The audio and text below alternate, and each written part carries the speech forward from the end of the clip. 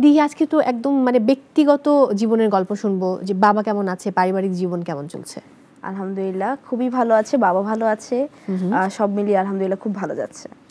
শিগগিরই বিয়ের পিঁড়িতে বসবেন দিঘি, ঘটনাটা একটু খুলে বলুন।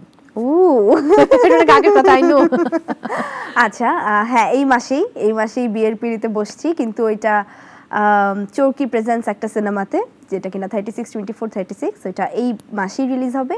এবং মজার ব্যাপার হচ্ছে আমার বার্থডে কিন্তু অক্টোবর মাসে, এবং প্রতি অক্টোবর মাসে আমি একটা করে সিনেমা রিলিজ হয়, এটা আমি খেয়াল করে এসেছি অনেক দিন ধরেই। এটা কোইন্সিডেন্টালি মিলে যায়, এবং আল্লাহর রহমতে সিনেমাগুলো খুব ভালোভাবে ব্যবসা সফল হয় এবং দর্শকের অনেক কাছাকাছিও পৌঁছে যেতে পারে। তো ওই দিক থেকে আমার মনে হয় এই সিনেমাটাও অনেক ভালো করবে। লাস্ট আমরা চরকিতে যে কন্টেন্টটা দেখেছিলাম সেটা খুব চমৎকার ছিল। সো সেই দিঘির বাইরে কি আমরা এবারে আসলে যে দিঘি বিয়ের পিঁড়িতে বসছেন তাকে একটু আলাদাভাবে আবিষ্কার করব? টোটালি আলাদা, মানে একদম মনে হচ্ছে কয়েনের এপিট ওপিট এরকম, মানে অপোজিট ক্যারেক্টার যদি থাকে তাহলে এইটা হবে একদম অপোজিটটা।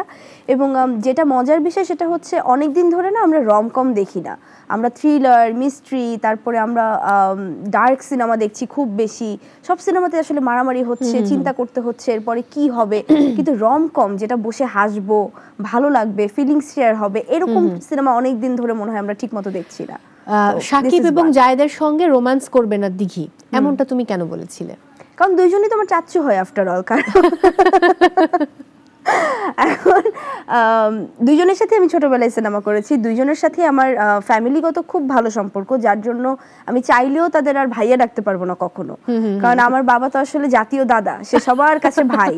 সো ওই জায়গা থেকে অ্যাটলিস্ট এই দুইটা মানুষ তো অনেক, মানে এই দুইটা মানুষের শুরুর থেকে বাবা ছিল। সো কিভাবে আমি এই দুইটা মানুষের সাথে রোম্যান্স করি পর্দায়? Thank you.